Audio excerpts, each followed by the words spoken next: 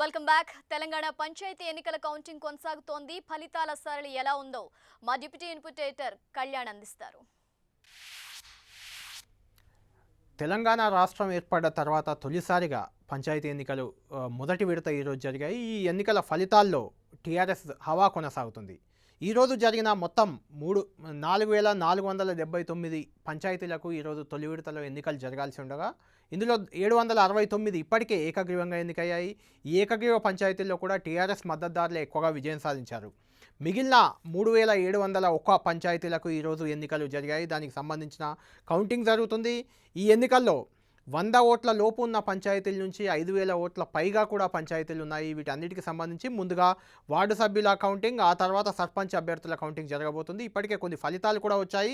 మనకు అందుతున్న ప్రస్తుత తాజా ఫలితాలను ఒకసారి మనం చూస్తే టీఆర్ఎస్ దాదాపు 3,701 పంచాయతీలకు సంబంధించిన ఫలితాల్లో ఈరోజు టీఆర్ఎస్ 1000కి పైగా స్థానాల్లో అంటే టీఆర్ఎస్ మద్దతుదారులు ఆధిక్యంగా ఉన్నారు.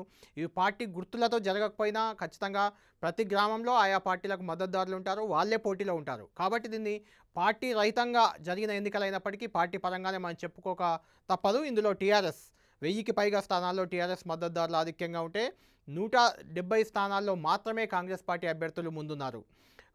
కొన్ని చోట్ల గెలుపొందారు కూడా.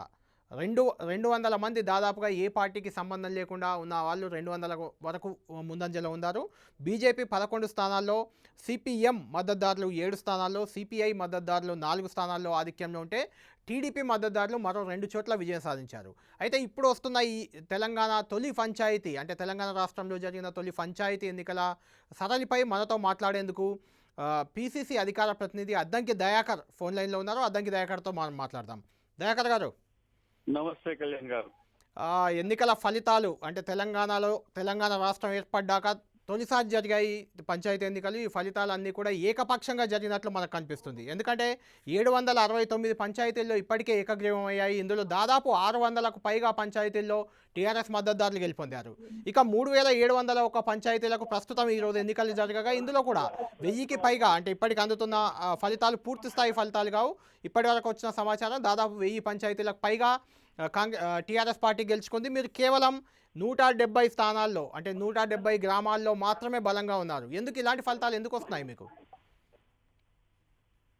గెలిచిన అభ్యర్థులందరికీ కూడా శుభాకాంక్షలు. కానీ ఇప్పుడు మీరు అడిగిన ప్రశ్నకు సమాధానం ఏంటంటే, టిఆర్ఎస్ పార్టీ ఏకగ్రీవాల వైపు మొగ్గు చూపడం, దాన్ని ప్రచారం చేయడం, 15 లక్షలకు పెంచడం, తర్వాత కేంద్రంలో మేమే, రాష్ట్రంలో మేమే, ఇప్పుడు లోకల్ గా కూడా మేమే ఉంటేనే మీకు పనులు అవుతాయి అని డైరెక్ట్ గా భాజపా మాజీ మంత్రులు అంటున్నారు.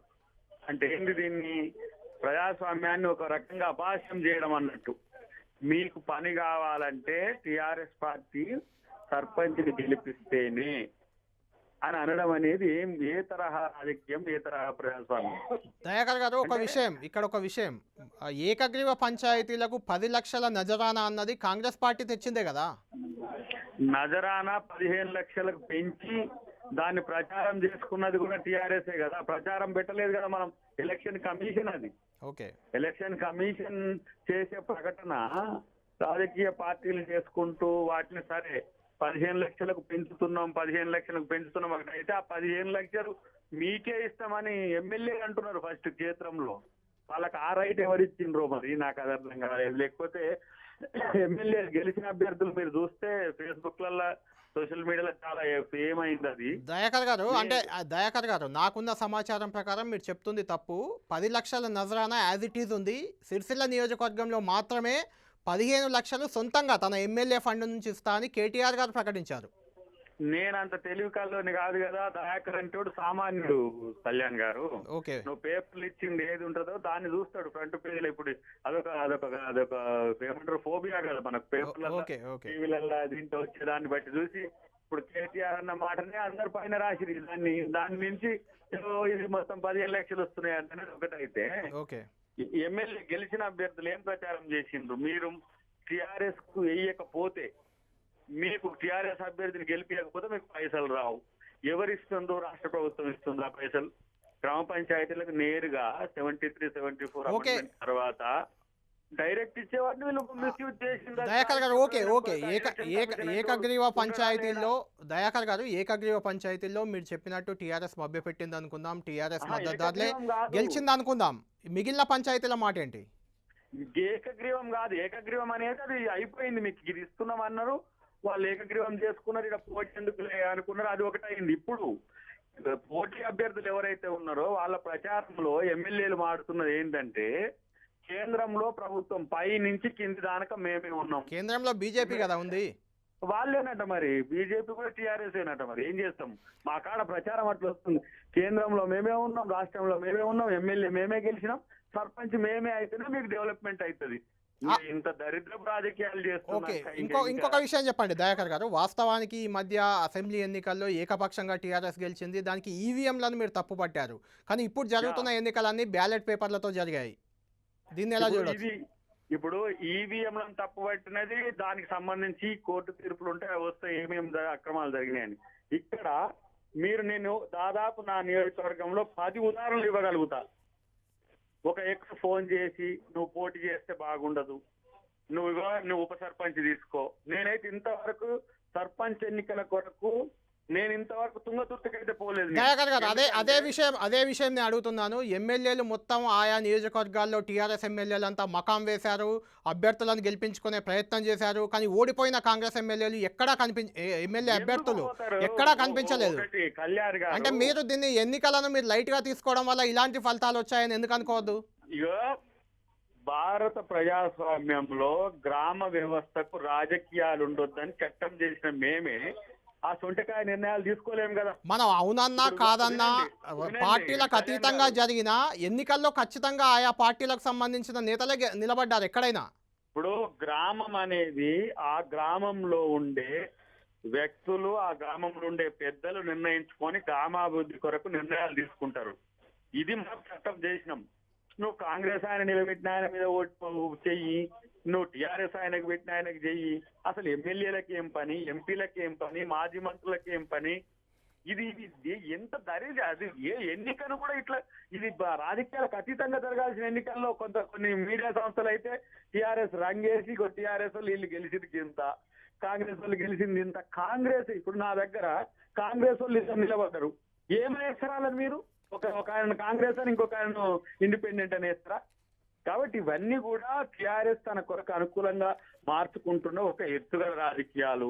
మరి ఇదే సర్పంచ్ ఎన్నికలు ఇంత ఉండే తిరుగుంటే ఏమైంది? జనరల్ ఎలక్షన్ కంటే ముందు పెట్టొచ్చు కదా.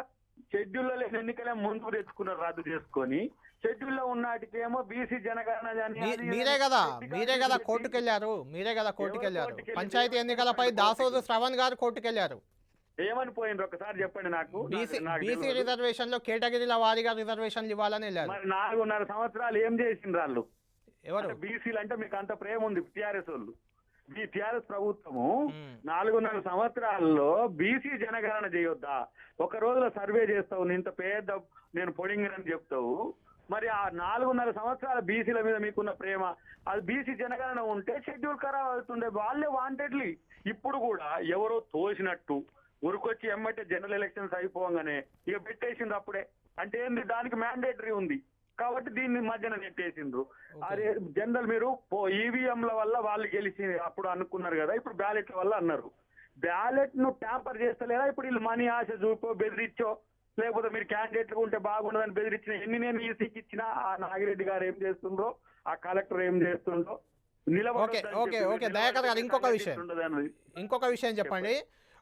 ఇంతకుముందు గత ఎన్నికల్లో మీరు మహాకూటమి పేరుతో 4 పార్టీలు వెళ్ళాయి. అయితే ఈసారి పంచాయతీ ఎన్నికల్లో ఆ మహాకూటమి విచ్ఛిన్నమైపోయినట్లు కనిపిస్తుంది. మీకు ఒక ఎగ్జాంపుల్ చెప్తాను. ఈరోజు గొడవైంది సూర్యాపేట జిల్లా కలకోవలో. అక్కడ సిపిఎంను ఓడించడానికి కాంగ్రెస్ టీఆర్ఎస్ ఒకటయ్యాయి. అంటే మీ మహాకూటమి విచ్ఛిన్నమైనట్లేనా? పార్లమెంట్ ఎన్నికల్లో మీ స్టాండ్ ఎలా ఉంటుంది? ఇప్పుడు మహాకూటమి ఈ ఎన్నికలకు ఉండదు, సర్పంచ్ ఎన్నికలకు రాజకీయ పార్టీలే ఉండవు. రేపు మహాకూటమిలో కంపల్సరీ ఎవరు అవునన్నా కాదన్నా దేశవ్యాప్త పొత్తులో భాగంగా టీడీపీతో పొత్తు ఉన్నదే.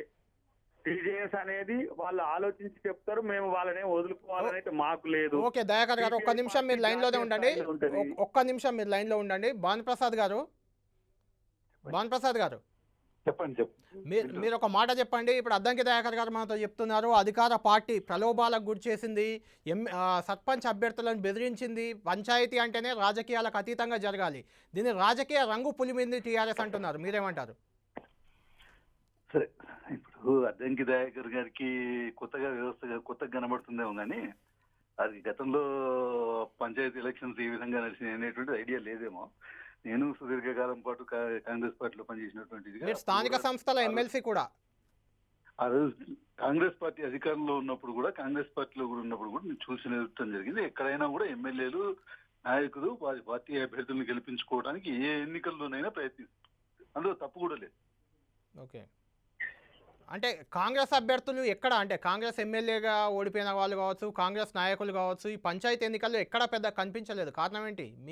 మీరు ఎందుకు కారణం ఏమనుకుంటారు? అట్లా మీరు చెప్తే దానికి అనేకమైనటువంటి కారణాలు ఉన్నాయి. ఒకటి ఏంటంటే అసలు వాళ్ళకి తెలుసు, ప్రజల్లో ఈ రోజు ఉన్నటువంటి వాతావరణం తెలుసు, ప్రజల్లో ఉన్నటువంటి విశ్వాసం ఈ టీఆర్ఎస్ పార్టీ పట్ల, కేసీఆర్ గారి నాయకత్వం పట్ల విశ్వాసం ఏ విధంగా ఉంది అనేటువంటిది వాళ్ళకి ఐడియా ఉంది. కాబట్టి ఈ రోజు వాళ్ళు పెద్దగా ఈ రోజు వచ్చి గ్రౌండ్ లో చేసినా కూడా మనకేం లేదు అనేటువంటి వాళ్ళకి తెలుసు. కాబట్టి పెద్దగా ఇన్వాల్వ్ అవ్వట్లేదు. దయాకర్ గారు నిజమేనా? దయాకర్ మరొక విషయం కదా, మీరు చెప్పండి. మీరు ఒక్కటి ఆలోచించినటువంటిది ఏంటంటే ఇక్కడ సరే అంటున్నారు కదా, ఇదేదో అక్కడ గతంలోనేమో ఈవీఎంలలో ఇది ఈ రోజేమో బ్యాలెట్ లో బెదిరించారు, ఇది చేసిండ్రు, అది చేసిండ్రు, చాలా చెప్తున్నారు కదా. సరే, ఈ ఆరోపణలు ప్రతిపక్షంలో ఉన్నప్పుడు ఏంటంటే ఒక హుందాతనాన్ని, ఒక ఇదితో మెయింటైన్ చేస్తూ వాస్తవ పరిస్థితిని అర్థం చేసుకుని ప్రజలు ఇచ్చినటువంటి మ్యాండేట్ ని గౌరవించేటువంటి ఇదిలో ఉండాలి. కానీ ఈరోజు కాంగ్రెస్ పార్టీ ఆ విధంగా లేదు. దానికి అది వాళ్ళ దురదృష్టంగా భావిస్తున్నాం. కానీ ఇంకేమంతా ఎన్ని రోజులు ఉందండి? రేపు ఇంకో 4 రోజుల తర్వాత ఎంపీటీసీ ఎలక్షన్స్ జరగబోతాయి. దాంట్లో పార్టీ మ్యాండేట్, జెడ్పీటీసీ ఎన్నికలు జరుగుతాయి. దాంట్లో పార్టీ మ్యాండేట్ తోనే ఎన్నికలు జరుగుతాయి. ఆ విధంగా మున్సిపల్ ఎన్నికలు జరుగుతాయి, దాంట్లో పార్టీతోనే జరుగుతాయి. దయాకర్ గారు ఏమంటారు మీరు? ఏ ఎన్నికలు జరిగినా ఇదే ఫలితమా? ఇది కూడా బయటపడిపోతుంది. కాదు, గుండె మీద చెయ్యేసుకొని భానుప్రసాద్ గారిని మాట్లాడమనండి దమ్ముంటే. హుందాతనం అంటుంది కదా, గుండె మీద చెయ్యేసుకొని మీ మేనేజ్మెంట్ ఏందో చెప్పుకోండి మీ మనసుకు. దయాకర్కు ప్రజలకు కాదు, దయాకర్కు హుందాతనం గురించి, దయాకర్ సిన్సియారిటీ గురించి కాదు. మీ గుండెల మీద చేసుకొని నీ గుండెని అడుగు, ఏం చేస్తుండ్రో క్షేత్రంలో. నీకు చెప్పడం ఎందుకు? నీ అంతరాత్మ చెప్తుంది, నీ అంతఃసాక్షి చెప్తుంది. రాజకీయాల కొరకు వచ్చి మాట్లాడడం కాదు. నేను ఎగ్జాంపుల్ నేను అంతరాత్మతోనే చెప్పినాను, అంతరాత్మ సాక్షి చెప్తున్నాను. వినండి, మీరు వినండి, కనీసం వినటం నేర్చుకోండి. ఫస్ట్ ఆఫ్ ఆల్ మీకు అది లేదు, ఇది అసలే లేదు. వినటం నేర్చుకోండి. ఎదుటి వాళ్ళు మాట్లాడినప్పుడు మీరు మాట్లాడినసేపు మీరు వినటం నేర్చుకోండి. నేను అనేటువంటిది ఏంటంటే, అంతరాత్మ సాక్షిగా నేను ఏం చెప్పినా అంటే, ఈ రోజు జరుగుతున్నది ఏది ఈ రోజు కొత్తగా నేను చూడట్లేదు. నేను కాంగ్రెస్ పార్టీలో ఉన్నప్పుడు కూడా ఇదే చూసాను. నీ ప్రాక్టీస్ మాకు చెప్తేందుకు మరి? కాంగ్రెస్ నువ్వు చేసిన దుర్మార్గమేనేమో ఇది మరి. చెప్తావు అది నీలాగా చేయడు కదా. ఎవరు? నువ్వు కాంగ్రెస్ లో ఉన్న రోజు ఎవరో దరిద్రుడు ఆడ పైన ఉన్నాడేమో, వాడు నువ్వు కలిసి చేసినమేమో. మేము చేయలేదు కదా, మాకెందుకు ఆపాదిస్తావు అది? దయాకర్ గారు, అంటే భానుప్రసాద్ గారు చెప్తుంది ఏంటంటే, సర్పంచ్ ఎన్నికల్లో ఎప్పుడైనా ఇలాంటి, అంటే ఎమ్మెల్యే అభ్యర్థులు గ్రామాల్లోకి వెళ్ళడం, లేకపోతే ఆ మోడీతో కలిసి మాట్లాడుకొని చట్టాన్ని మార్చమనండి. రాజకీయాలతో ఉంటాయని చెప్పి ఎమ్మెల్యేలు బెదిరిస్తామని చెప్పమనండి. ఉండదు. డెఫినెట్ గా ఎమ్మెల్యే తను నిలబెట్టిన, తను పెట్టినటువంటి అభ్యర్థి వరకు పనిచేస్తాడు. మాట్లాడితే అది గౌరవాన్ని నువ్వు టీఆర్ఎస్ ఓటేస్తేనే ఓట్లు పడతాయని ఎందుకు చెప్తున్నావు నువ్వు మరి? అది నువ్వు వయ్యాగి అని మాట్లాడితే నేను కూడా మాట్లాడగలుగుతాను. నువ్వు మాట్లాడే తీరును బట్టి స్పందన ఉంటది. నువ్వు కూడా సంబోధించలేదు, నువ్వు అది గుర్తుపెట్టుకో. నీకంటే నేను చాలా వయసులో పెద్దవాడిని, అయినా కూడా నువ్వు కల్పిస్తుంది. మాకేదో ఉందాతనం లేనట్టు, నువ్వేమో ఉన్నట్టు మీ వాడు చెప్పుకోవడానికి ఎవరికి అన్నోడికి అంటున్నా. అందుకనే వాడు దయాకర్ గారు ఒక విషయం చెప్పండి, మీరు ఒక విషయం చెప్పండి. దయాకర్ గారు, ఈ ఊరికనే అటెండర్ నోటికి వచ్చినట్టుగా మాట్లాడితే నేను గౌరవం చెప్తా నీకు పెరగదా? కావాల్సింటే రాసుకో ఇగో ఊరి పేరుతో సహా ఊరు పేరుతో సహా రెండు సార్లు అసెంబ్లీకి పోటీ రాసిస్తాం. మీ చేస్తున్నారు. నాగిరెడ్డి గారా మీ రెండు సార్లు అసెంబ్లీకి పోటీ లేకపోతే చేసిన నువ్వు అభ్యర్థి వస్తావా? మీరు ఊరికే మీరు తెలియని అంశాన్ని హోందాగా పట్టుకొని మాట్లాడాల్సినటువంటి ఇది నేను నేర్చుకోండి ఫస్ట్. దయాకర్ గారు ఒక విషయం చెప్పండి. దయాకర్ గారు, నీ నుంచి నేర్చుకోవాల్సిన అగత్యం లేదు, గుర్తుపెట్టుకో. దయాకర్ గారు, ఏది అవసరం లేదు, నీకు ఏది అవసరం లేదు. నాకు జీవితంలో తక్కువ దేని సామాజిక నేపథ్యం ఉంది. దయాకర్ గారు. గొప్పగా తెలుస్తాను అనుకుంటే నాకు తెలిసినంత ఎవరికి తెలియదు ఈ ప్రపంచంలో. నువ్వు చదివింది ఏమంటారో నాకు తెలియదు. తెలియదు. దయాకర్ గారు, డిగ్రీ చదివినో పీజీ చదివినో నాకు తెలియదు, కానీ నాకు హుందాతనం అని చెప్పే స్థాయి నీది కాదు. ప్రజలకు నాకే అన్ని తెలుసు అనుకుంటే అవును ఏమంటారు ప్రజలకు? అవును, దట్స్ వాట్. దయాకర్ గారు ఒక్క నిమిషం. ఏం చేస్తావు? దయాకర్ గారు, మీరు ఒక మాట చెప్పండి ఫస్ట్. ఇప్పుడు సర్పంచ్ ఎన్నికలు బ్యాలెట్ పేపర్లతో జరిగాయి, పార్టీ రహితంగా జరగాలి, ఓకే జరగలేదు. రేపు ఎంపీటీసీ జెడ్పీటీసీ ఎన్నికలు ఉన్నాయి, అవి కూడా బ్యాలెట్ పేపర్లతో జరుగుతాయి, గుర్తులతో జరుగుతాయి. అందులో మీకు ఎలాంటి ఫలితాలు రాబోతున్నాయి చెప్పండి. మీకు ఏ నమ్మకం ఉంది? దాని మీద చర్చ పెడదాం. మీకు ఎలాంటి నమ్మకం ఉంది చెప్పండి. ఇప్పుడు మీకున్న నమ్మకం ఏంటి? ఆ ఎన్నికల మీద మీ నమ్మకం ఏంటి? ఇప్పుడు రికార్డ్ అయి ఉంటుంది, మళ్ళీ ఆ రోజు చర్చకి వెళ్దాం మనం. ఆ రోజు ఈ రోజే చెప్తున్నా, చెప్పండి గుర్తుపెట్టుకోండి. చెప్పండి. ఆ ఎన్నికలు ఉంటాయని చెప్పమనండి. ఓకే, ఎన్నికలు ఉంటే మీకున్న నమ్మకం ఏంటి? అది. ఖచ్చితంగా ఉంటాయి. ఎందుకుంటాయి అనుకుంటున్నారు? ఎందుకుంటాయి అనుకుంటున్నారు? ఇగో ఇది రికార్డ్ చేయండి. ఓకే, రేపు ఎంపీటీసీ జెడ్పీటీసీ ఎన్నికలు ఉంటాయని మనం అనుకోవాలి, అంతే కదా? ఓకే. ఆ రోజు చెప్తా నేను. అంటే ఎన్నికలు ఉండవు అనుకుంటున్నారా మీరు? నేను చెప్తున్నా కదా. ఎందుకుండవు? వాళ్ళు అసలు 3 అంచెల వ్యవస్థనే తీసేయాలని సర్పంచ్ ఇది మ్యాండేటరీ కాబట్టి పెడుతున్నారు. అది కూడా ఎన్నికలకు మధ్యన. ఓకే, పార్లమెంట్ ఎన్నికల్లో మీకున్న అంచనాలేంటి? నెక్స్ట్ అదే కదా. పార్లమెంట్ ఎన్నికల్లో అగో మళ్ళా మిషన్ వాళ్ళు వచ్చి ఆ మిషన్ వాళ్ళతోనే చూడాలి నేను ఎంతవరకు. అంటే ఈవీఎంలు ఉన్నన్ని రోజులు కాంగ్రెస్ అధికారంలోకి రాదంటారు? రాదు అంతే. నేను మా పార్టీకే చెప్తున్నా. నేను ఓకే, ఏం చెప్తున్నారు? ఈవీఎంల మీద పోరాడకుంటే, ఓకే, మీరు ఈవీఎంలను పట్టించుకోకపోతే ఈ హ్యాకర్లు ఇట్లనే ఉంటారు, ఈ ఎవరైతే ఓటర్ దొంగలు ఇట్లనే ఉంటారు. రిజల్ట్స్ వన్ సైడ్ వస్తాయి. ఇలా మా దగ్గర వచ్చిన దగ్గర కూడా నేను మధ్యప్రదేశ్ వాటి గురించి కూడా నేను రీసెర్చ్ ఢిల్లీ నౌ. ఇంకొక విషయం చెప్పండి. అంటే మీరు కూడా గతంలో కేంద్రంలో అధికారంలో ఉన్నారు, అప్పుడు కూడా ఈవీఎంలతోనే ఎన్నికలు జరిగాయి, రెండోసారి గెలిచారు మీరు. నేను ఇప్పుడు చెప్తున్నా, అయాల మోడీ లేడు, కేసీఆర్ లేడు. ఓకే, విన్నావా? లేకపోతే ఆ శివరాజ్ సింగ్ చౌహాన్ కంప్లైంట్ చేయమనండి కాంగ్రెస్ పార్టీ ఇట్లా చేసిందని. లేకపోతే ఎవరు వసుంధర రాజన్ చేయమని